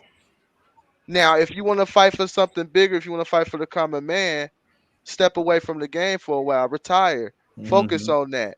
Let another young gun that's really want to play in the NBA, who willing to get vaccinated, do the steps. Do like Maya Moore did. Do what Maya Moore did, exactly. She worked on prison reform. She stepped away from the game and let another young girl take her spot while she focused on making the change. So that's my thing with Kyrie. If you're gonna do it, retire, put your whole effort into it, and let somebody else have it. Because he already said his main focus ain't even on basketball. Like, he got other interests. Right. So if that's the case, step now away. I would say to take a stance on this, it would be too early and I think premature for him to do it, because we don't even, like we was just saying, that's against the States. He's not going to beat the States. You know what I'm saying? He'll be forever. He'll never see the game again. going up against Congress and stuff like that. But I agree though. Right, but we also got to consider who we're talking about. You talking about this is the same dude who every single time, like Freddie said, he had a bad shooting night. They asked him, he had to go on a sabbatical. My cousins, aunt, best friend, next door neighbors, co-workers, maid who had a cousin 8 times removed, sprained her ankle, so I gotta take time off. This is the dude we're talking about. I've said this before and I said it again. Kyrie Irving is what and I'm assuming you older gentlemen have heard this phrase before. I'm talking to you, Bishop. A pick-me, right? Where you do stuff solely for attention.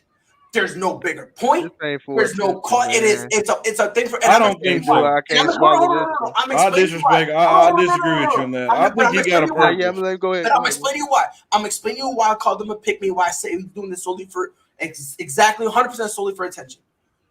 They had a protest outside the Barclays Center for that whole thing. Yep, they just go, Bishop. Yo, Bishop, you so petty. Is that what you're doing? You watching the game? You so petty. You afraid to serve each other, yo. But I'm gonna say this: they had a protest outside the Barclays Center. Kyrie wasn't there. My thing is, if you're gonna talk it, you gotta walk it. If you want to say it's unfair, it's unjust, then go out and protest. Go be about it. We've seen him be. No. You can't put his say money no. where his mouth is. Go ahead. I'm just saying he do. But where? He don't walk it, but he's proven that every once in a while he'll come out on social media and go, "Oh, that yeah, it's not fair." That's it. In terms of this instant, he's not doing that. Pride. I disagree with you. One thing I never do is I'll never question another man's heart. We don't know what this man's heart is. I really believe Kyrie Irving, he do have a reason why he's taking these stands. I believe it's a good heart. Why isn't he doing the protest? Why isn't he doing all this extra that he's done for other stuff before? And how do you know he's not doing this? How do you know what he's not doing? Kyrie, hold on, no. How do you know? I'm explaining to you why. This is a guy who, regardless, listen, for all the flat earth stuff and all that stuff, this is a guy who, when he does stuff and he wants it to be known, he always makes sure his pictures are being taken. He always makes sure it gets leaked one way or another. He always makes sure, and if you're going to say no, explain to me how y'all know he did all this stuff for the WNBA. Because he comes out and says it, and he validates himself by saying, oh yeah, I believe in this, and while me believing in this, I am now putting my money where my mouth is, whether it be financially or going on the street, whatever the case may be. Every single time he always has an issue with something, he's went out and said it. This is the first time that he said, oh, I'm fighting for the working man. Yet when all the protests, nowhere to be found. Putting money where your mouth, nowhere to be found. Coming out and saying, oh, you know what, I think we should go to Congress and make something. No, whether or not he thinks he doesn't think it's a losing fight. Because if he thought it was a losing fight, he would have done what Andrew Wiggins did. Andrew Wiggins knew, I got one question, and I'll let you go, bro. I got one question. That's it, and I'll let you go. But I know you want to say something. Now, you say you do it for attention. Now, I'm just asking, because I know this ain't came out. Now, did you know Kyrie Irving donated to a University of Michigan student-run charity to build a solar water center in Pakistan? Did you know he donated that? Yes, he said that because he came. Again, you're just validating my point, because every other thing he's done, he then comes, like, either he leaks it or his camp leaks it. That you're validating my point, because this specific instant, he's not doing anything. Hey, what you man? First off, y'all gotta realize, man, Kyrie is a young. He's a kid in a way. When he got mad with the whole LeBron situation, he left. When he went to Boston, they sit there and he never blamed himself. He said it was this such and such fault, this and that.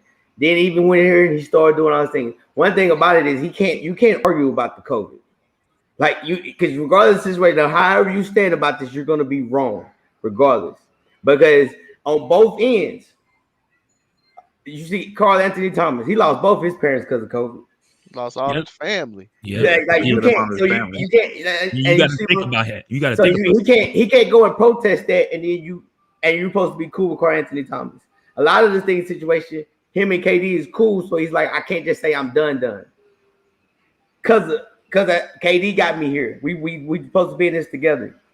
Cause it's a slippery slope when you talk about COVID. Because you can say, hey, I make the choice not to wear the mask. That's your choice. But you can't say, what else can you say about it? What can you protest about it? Because people have died. I just feel like he does.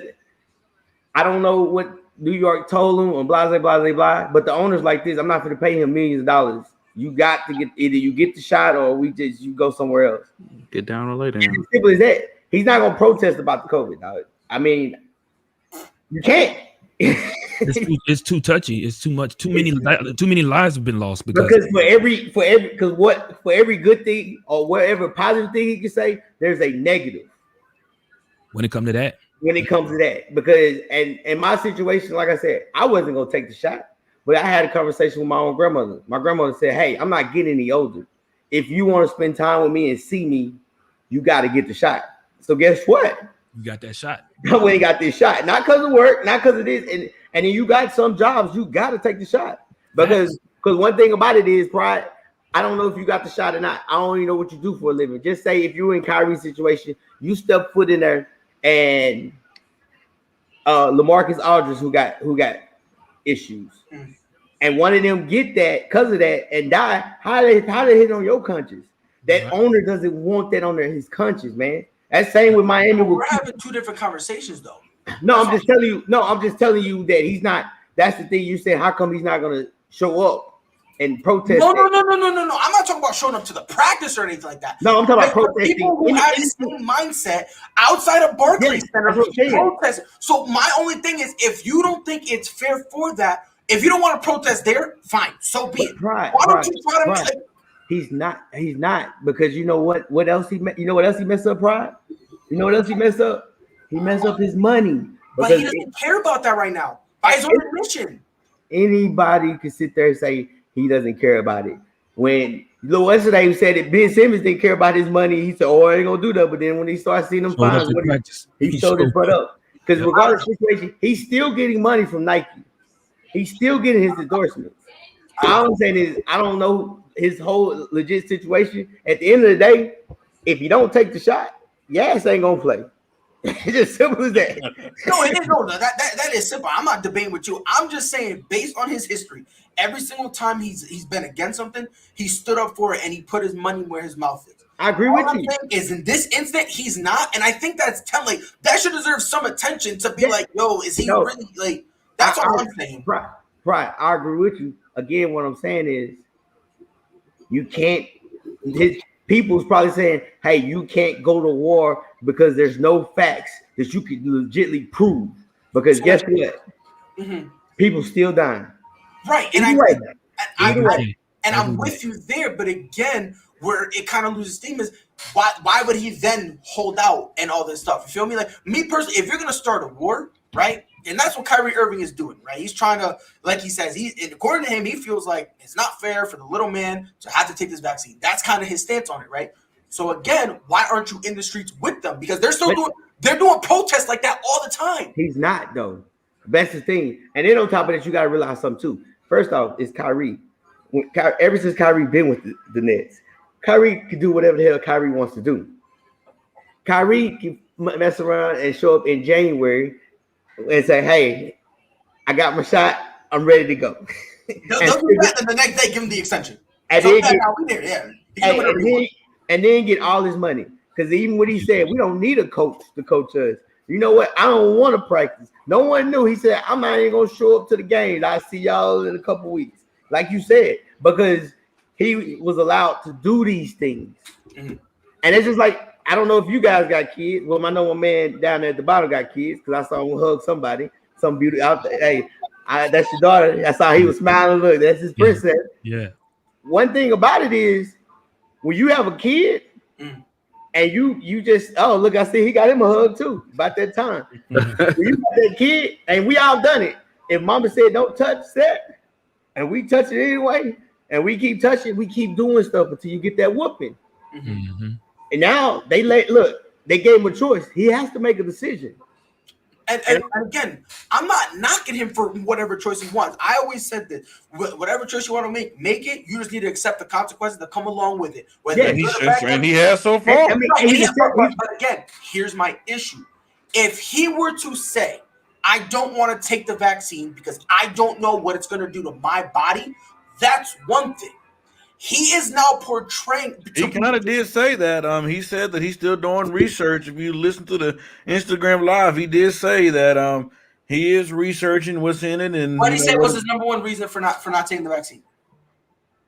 The fact he said it was unfair. That was part of it, and he said he want to be a voice for the voiceless. Okay, and that's my thing. So if you're going to be a martyr and you're going to be a voice for the voiceless, you're going to have to go out there and pull your weight. That's just my thing.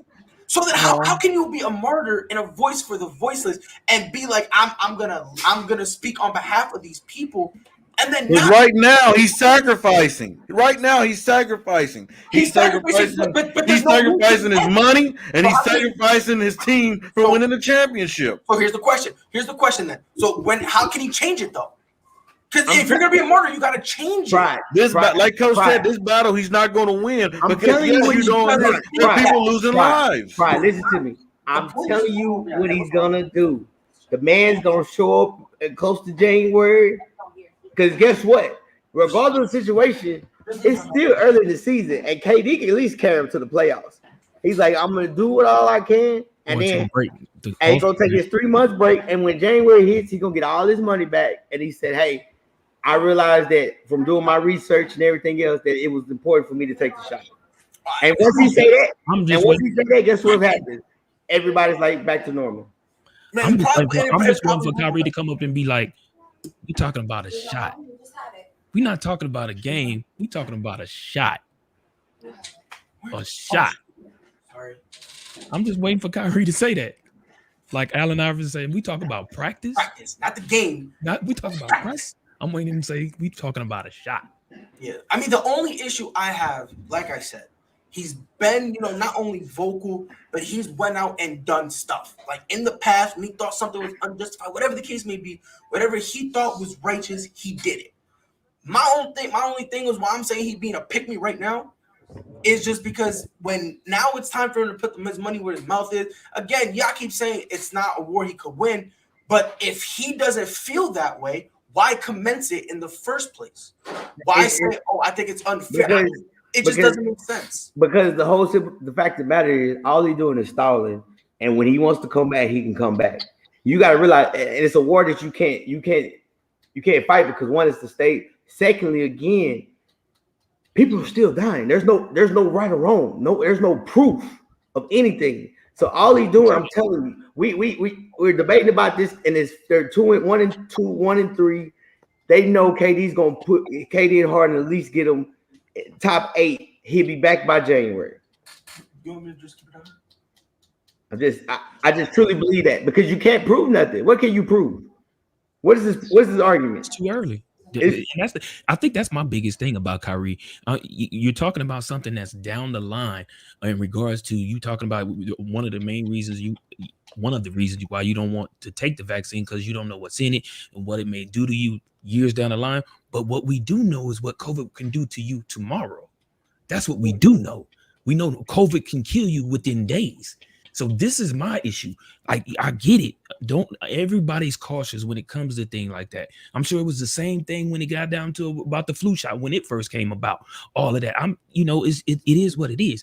But what we do also know, the one thing we do know that COVID will kill you within days. It's a possibility. I'm sorry. We do know it's a possibility that it'll kill you in days. What we don't know is we don't know what the vaccine could do to years down the road. And that's just my take on it.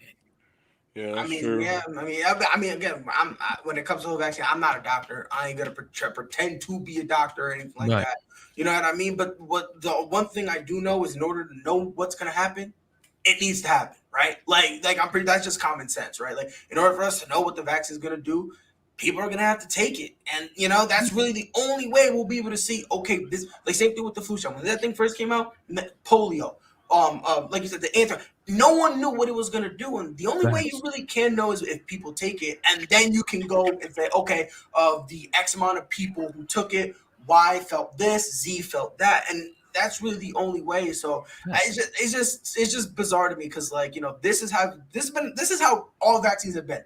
When they first start, you really don't know. So speaking of shots, you know who else need a shot? Cardinals defense, because man, this run game, the Green Bay's run game, and then Mr. Rogers just threw a big dime down the field. They need a shot. What's going on? Look, man, just the fact that it's 17-14, this is major kudos to not only Aaron Rodgers, but I don't know. Like, he's not having the best stats. No. But he's doing enough. Hey, you gotta give credit to the coach. Because they running a lot of motions and like keep them off key, yeah. Keep them off key. I gotta give them credit, especially in that zone because they flooding that zone with 5 people. Because everybody running back. So whoever the OC, which is the head coach, I gotta give him respect. Hey, he's doing a great hell of a job. He got a game plan. He came with a game plan. Yeah, nice game plan. Just so you know, Freddie, Hop is out. He's not in. But I don't think that's a big deal. It's even though. They still got AJ Green. They still got the running game. They still got Kyla Murray. I don't even Mr. Bishop. What'd you say? No, that D-Hop is out. Like, but man, the thing about it, like I said, that's Kyrie's doing all this talking and really I'm not worried about it because I'm telling you, he's gonna go back and he's gonna do all this talk. He'll be back in January, and then guess what? The Nets. Here are the Nets. The Nets mean, are back. This is my possibility. That really is a possibility. But then here's the question: like, if he does that, now the question is going to be asked, and I don't know if we're going to answer. What was all that fighting for? I was looking up, just trying to get a good study of it. I had some people that I know, and they was telling me about it, the difference between each one. I'm telling you, he's going. No, they're gonna have somebody to say, "Hey, write something up for him to say." But this is my thing, right? This is my whole thing, though, about it. Why is it all the players in the NBA and Kyrie is the only person? Like I said, Kyrie has been known to be in a room of 1,000 people taking a stance of his own. Well, this is the second time. You guys remember when the bubble came? You know, it was reports that he was encouraging players not to go to the bubble. Well, this dude wasn't even playing. He wasn't even. He was hurt. Right. Remember, he had no problem with the bubble because he thought he could go with the team. They then said, "Hold on, if you're injured, you got to stay home." Then all of a sudden, the bubble's a bad thing, and they're trying to take advantage of us. All I'm saying. Sometimes we need to look at who's doing these things and just see, you know what I mean? Like, all I'm saying right now, it looks suspicious that he's doing all these talking things occasionally. He has no problem, walking the walk and literally every other thing. But in this, for him to not even do anything, I don't know. To me, it just doesn't look right to me. And you know what? They said Aaron Rodgers, no Devontae Adams, no Scanlon. Hey, ain't no third option, no defense. Hey, and guess what? The Rodgers in the neighborhood, they moving on down to the 10-yard line. Hey, and it's crazy because I ain't even gonna hold you, bro. I thought did I say they were gonna get blown out? No, I can't remember. You did. Yeah, you did. I did. You were one of them. I said that. Yeah, I knew for a fact. I thought I had Cardinals. Y'all know this is only the third quarter. We still had a whole quarter left. You know what? I think this is why Jay Ness talking about the little asthma, little allergies kicking up. I think he knew something was coming up. Why he didn't want to come on this show tonight? I think he had a feeling. Oh, that's right. That's right. Yeah. No, I'm gonna be honest with you, man. What's up, Eric? It's a one-possession game. But I'll be honest with you, it feels much worse. I don't know. It feels like the Packers are winning by like 15.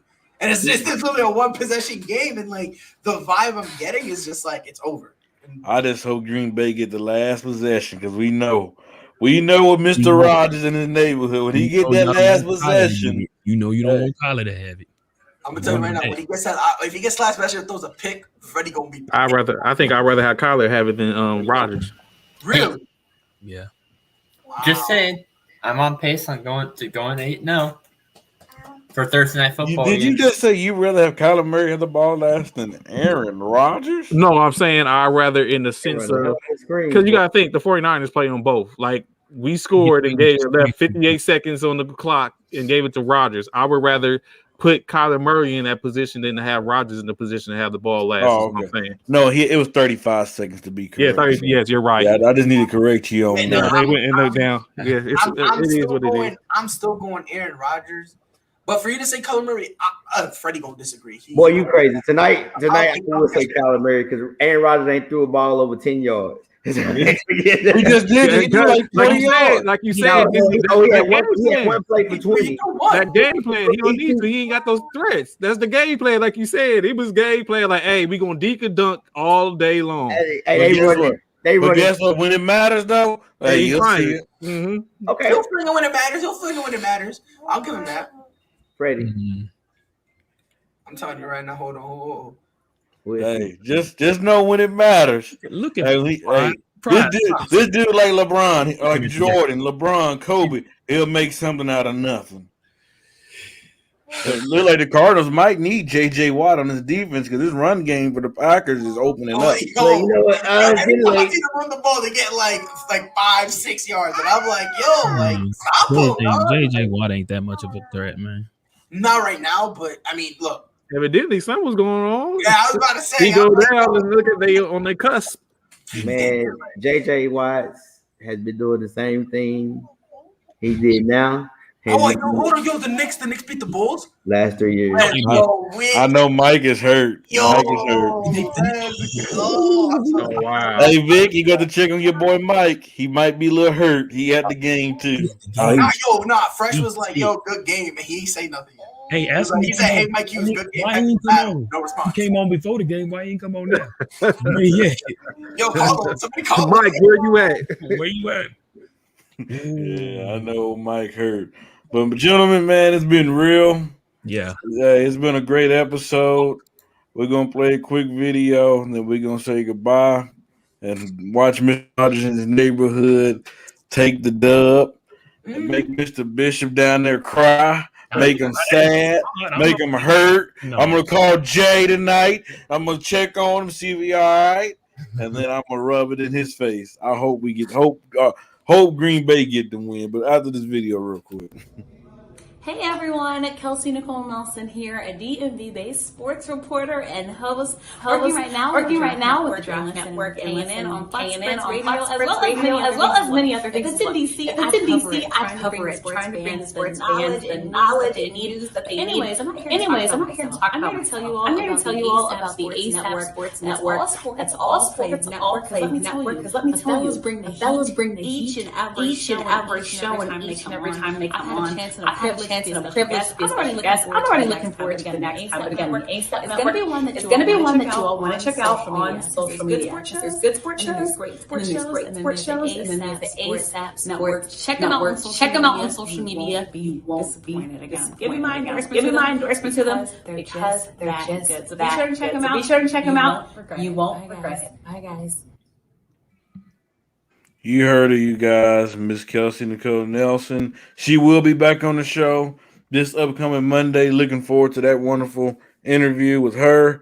Let's talk about the Washington football team. Talk about our Lakers, because she's a Laker fan too. Everybody I have connection with, they Laker fans. You best believe that. Because we represent around here. Hey, Trayvon, we represent around here instead of these two haters right here. I'm not a hater. I'm not a hater either. I just don't like LeBron. Okay, come on now. Don't you? Look, bro, we had a friendship. We had something special. I don't. I'm just saying. I don't. And I don't like you. On behalf of LeBron James, we don't like you either. We're not friends no more. We're not friends no more. What was that, Mr. Bishop? What was your throne right there? Who threw that? Who threw that? You want to know what it is? You want to know it? Because Bron's sitting on that throne. He mad. That's why. He's a bad man.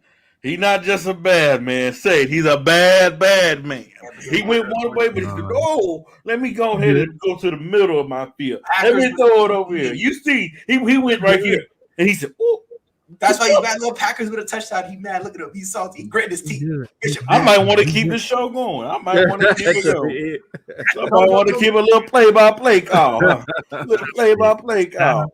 I think Mr. Bishop he might need to go back to the back to his field. The DB too busy doing all of this, calling plays while the plays Hey, getting Prod, Bishop going to go to his little pantry to get him some little Hennessy or something, man. So they're going to calm his nerves in a minute. Yo, I'm telling you, and it's crazy because I'm not gonna be, like I said, I've had the Cardinals. I'm gonna be honest with you. I mean, like Aaron Rodgers had a game plan. Cobb is cooking tonight. If I'm mistaken, I think it was the Bears? A couple weeks ago he played. He didn't really play that great, but it's because he didn't need to. He went out, executed the game plan, and just did what he had to do to get the dub. And he's doing the same thing here. A casual fan will watch this game and say Aaron Rodgers having a bad game. I'm looking at that Trey. I think you said it earlier. His numbers ain't eye-popping. He's doing the game plan. He's showing up. He's doing exactly what he's supposed to do. Down at least 4 of his top 3 offensive threats that he loves to go to. He's like, look, bro, I'm showing up, getting dub, and going home. You know what? This is good. You know why? Because let's say in the playoffs, you need to depend on some of these other guys. Mm-hmm. Now you're starting to build a little bit more chemistry with them. And so, okay, we did this against the Cardinals. So I am familiar. Because you can't. I mean, eventually, only thing I'll be afraid of, man, is Devontae go down with an injury because they use him so much. He get about 80% of the targets on their, passing yardage. But man, I'm gonna just tell you, Mr. Bishop, don't run from the net. Don't leave the network because of this. Please don't. Please. Are you a Cardinals fan or something? No, I'm not a Cardinals. No, he's an Eagles fan. Come on. I'm an Eagles fan. Okay, other than that, you rooting for the wrong birds. You rooting for the wrong birds. I'm a Kyla Murray fan. I'm Kyla Murray. I like Kyla Murray. That's why. Yeah, I mean, look, but y'all again, once again, y'all doing it again. Y'all jumping the gun. Kyla Murray's finna go down here and score real quick. Hold on, but I'm not jumping. There's a right birds. You said what? You said Freddie says that you're rooting for the wrong birds. There's a right birds to root for. He's the Eagles fan. This is not the Eagles. It's the Cardinals. But I'm not jumping the gun. All I'm saying is right now, not looking. You don't look too good. I'm gonna tell you this way, bro. I'm gonna put it to you this way. And Freddie, I think you with me. If Kyler Murray does not win this game, the next episode we're gonna have a show. And Bishop, you're gonna be here too. We're gonna have an episode dedicated to some Kyler Murray slander. Because if I really want to get Bishop. Wow. I want to get him. Wow. Mike, blame it on the rails. You gotta see that. Here we go. Don't you hate when people do that? Blame the refs for the game. Like, well, it depends. I need to watch the game and see if it really was bad calls. If they're saying bad calls based on like 3 calls, y'all talking to an official. I officiate. You're not gonna get all the calls. What it is you just gonna have to make, there's some calls. You lost by 1 point, so that means it wasn't the official. You lost by 1, so I'm sure somebody either took a good shot or took a bad shot, or whatever. He said DeRozan got locked up by RJ. I guess he did he had like the last shot and he did like a stupid pump fake. Anthony, I'm a Giants fan. I'm a Lakers fan. I root for the Dodgers. That answer your question. How many teams what the hell? Yo, you ever heard of they for the streets, Freddie for the country? Like, come on, bro, pick a place and stay there. Well, I was born in Cali. I was the Lakers and the Dodgers, and I was a huge Eli Manning fan. So, oh my God, let me guess, you're a Hall of Famer. But how did you become an Eli Manning fan? That's what I'm saying. There's not a correlation. Yeah, you know what it came out of Ole Miss. I guarantee you, I know what happened. I just want to say one thing. I'm a Denver Broncos fan, but my favorite quarterback in the NFL right now is Josh Allen, not a Denver Bronco quarterback. So, right, but Josh Allen is great. Eli Manning was never great. I want to say that he got 2 Super Bowls, Mr. New England. He stopped your quarterback from getting 2 more. Good night. So does that mean Giants had 2 Super Bowls? There's more than one player besides Eli Manning. You know that, right? I'm just saying he's not great. Your quarterback would have had how many of you would have won? Exactly. Right, but we're not going to talk about what. We're not going to talk about what. Exactly. No, we lost. No, bro, we lost both those Super Bowls. It is what it is. I still don't make it. Who came up clutch in the playoffs in the Super Bowl? That would almost put Tom Brady almost 10 fingers. He'd be close. Almost. He'd be close. Man, y'all hating, bro. Why Tom's still going to get 10 fingers anyway? So what are we talking about? Nah, I think that's over for that. Okay. Here comes Kyla Murray running for his life again. Yo, you just that's a bad spot. Ooh, that's a bad. So hey, this is when you know when Hopkins are out there, things not as bright as it was. I'm just saying. But Nate, take us home, man. You guys have a great, wonderful rest of your night. Yes, sir. And they almost had him. You guys have a good rest of your night. Nate, take us home. Yes, sir. Nate, take us home. Whole sports all plays. Yeah. Whole sports all plays. Whole sports all plays. 365, we making up plays. We talking the game, get you to the days. We're high in the court, the dime in the lane. Variety topics, living the same.